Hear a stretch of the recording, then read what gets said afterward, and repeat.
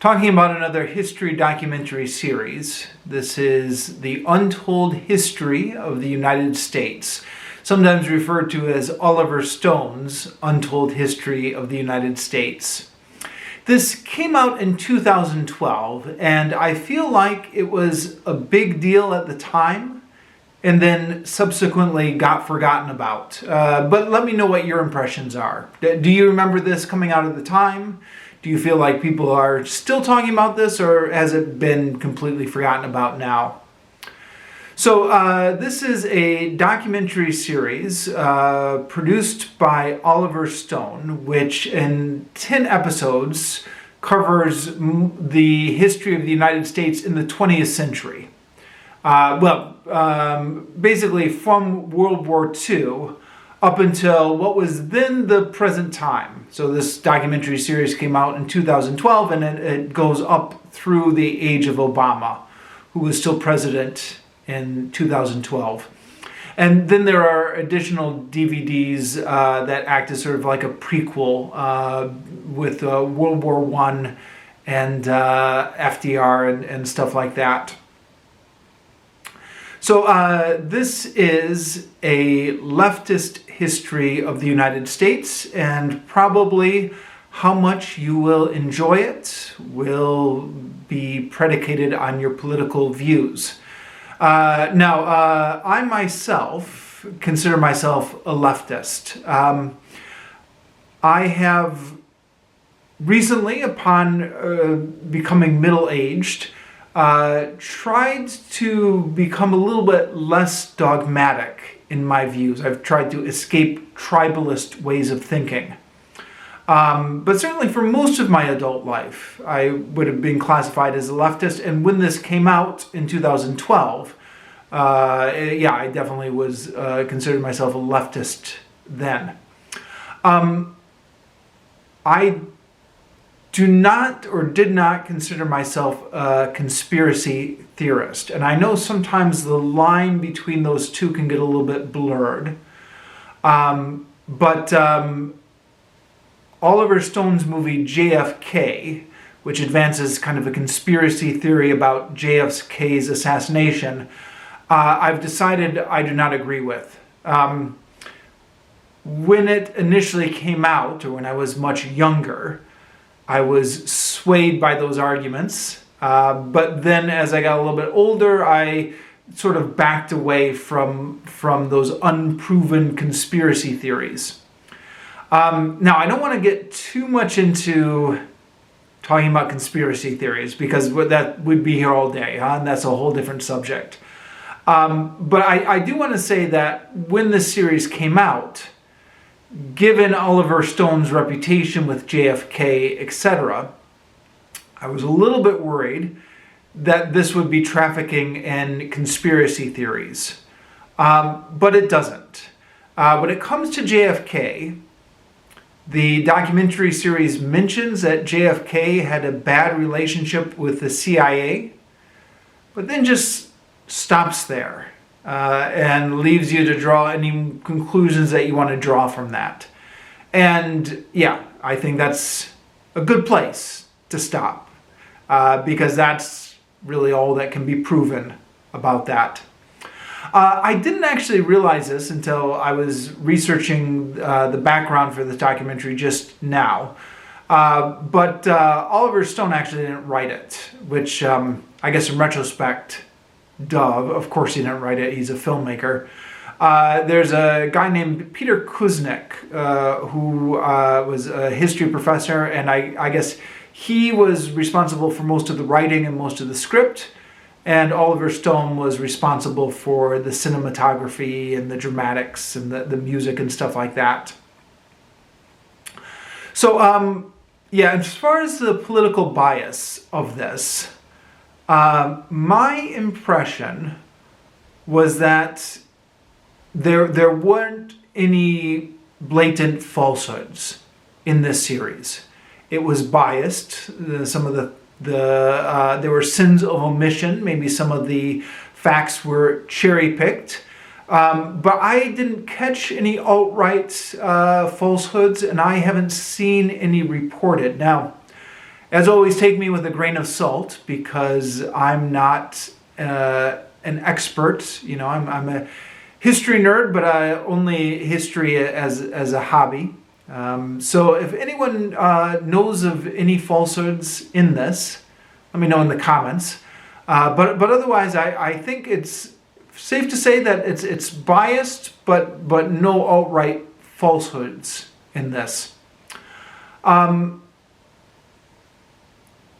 There were a number of things I didn't know prior to watching this, and I guess the big thing from the first few episodes, which not only did I not know, but a lot of other people didn't know as well, was the story of Henry Wallace, who was FDR's progressive vice president, and almost became president of the United States, because everybody knows that FDR died during his fourth term, and then his vice president Truman became president afterwards.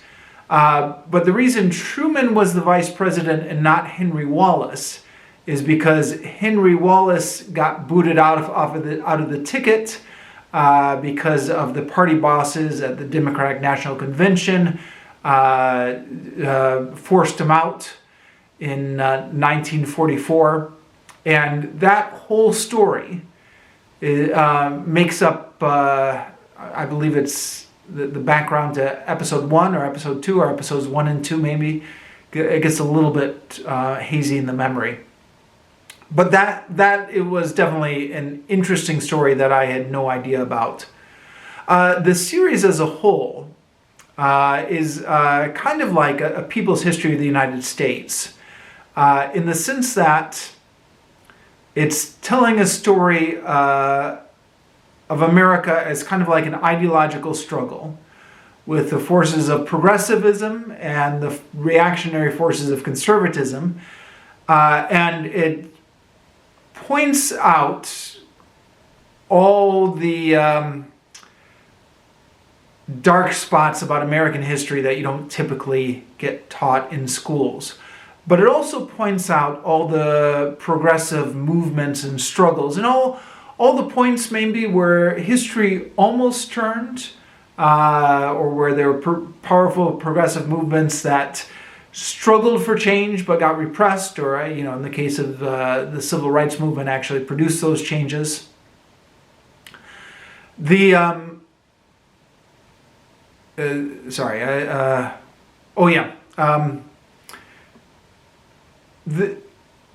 typical line that you normally take if you're a leftist, and again I was at the time this came out, is that this is the history that they don't want you to hear. This is the history that you'll never hear from the mainstream media or from the schools or anything like that.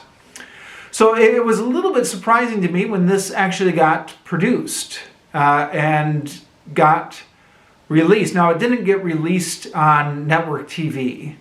It was originally airing on the Showtime cable TV channel, but still, it was still a major cable TV channel. So I was a little bit surprised this thing got made and this thing got aired. But yeah, there you go. Now, despite the fact that it's got a strong ideological bent, I think it also functions wonderfully as storytelling. History as storytelling. At least the beginning episodes. I'll get to the later episodes in a bit.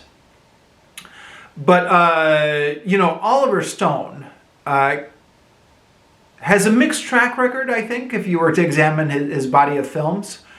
But when he is on, he is really on. He can be a master dramatist at times. And you can see that in this series.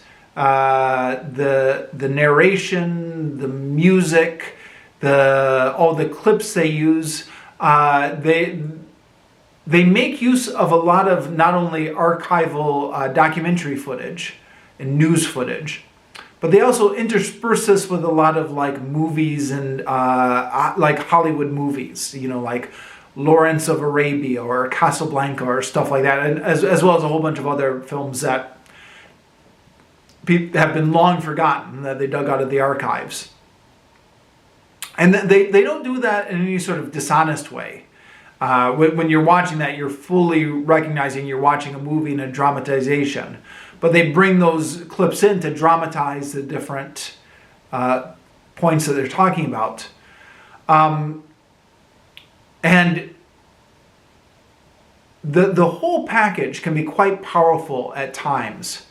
There's one of the moments that stands out most to me was in episode 7 on the Vietnam War, when they have clips of Martin Luther King's speech when he comes out against the Vietnam War.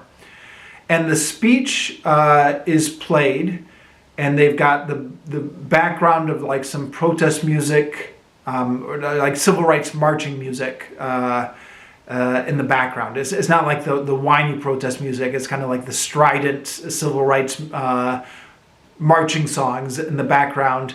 And then they also have clips of the civil rights movement and the war in Vietnam and the bombings in Vietnam, as King's very powerful voice is delivering his speech about why he thinks the war in Vietnam is wrong. And I'm probably doing a very lousy job describing it, but I'll tell you what. I'll link to a clip of it in the description down below. That somebody posted that clip on YouTube.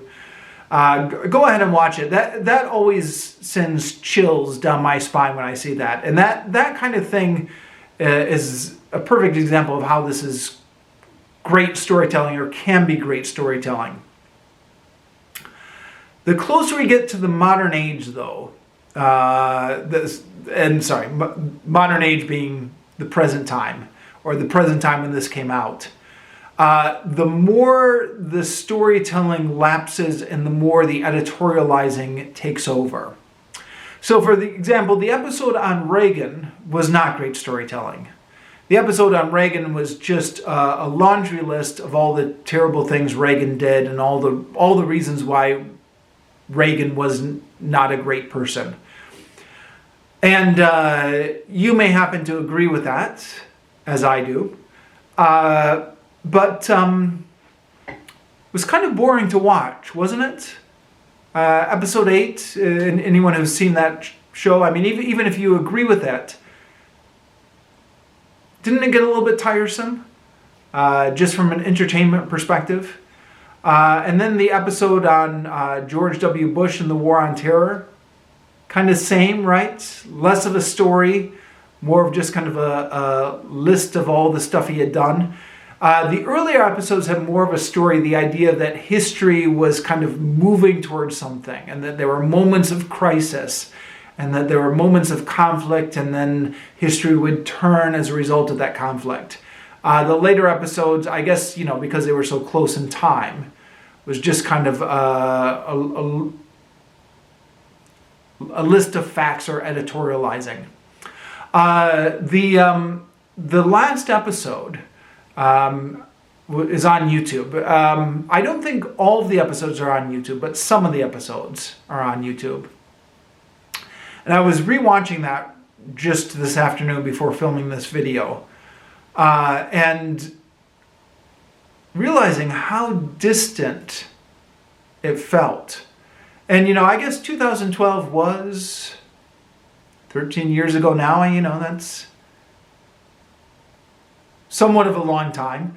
I didn't think it was that long ago, but you watch that and you're like, oh, all of this just feels so dated now. With everything that's happened, everything that's happened since 2012, everything that's going on right now, you look back on this and you think, oh, remember when we were concerned about that. So I guess it just goes to show how much has happened in a relatively short amount of time. But all that said, I would still recommend this series. If you can track it down anyway, it's worth watching.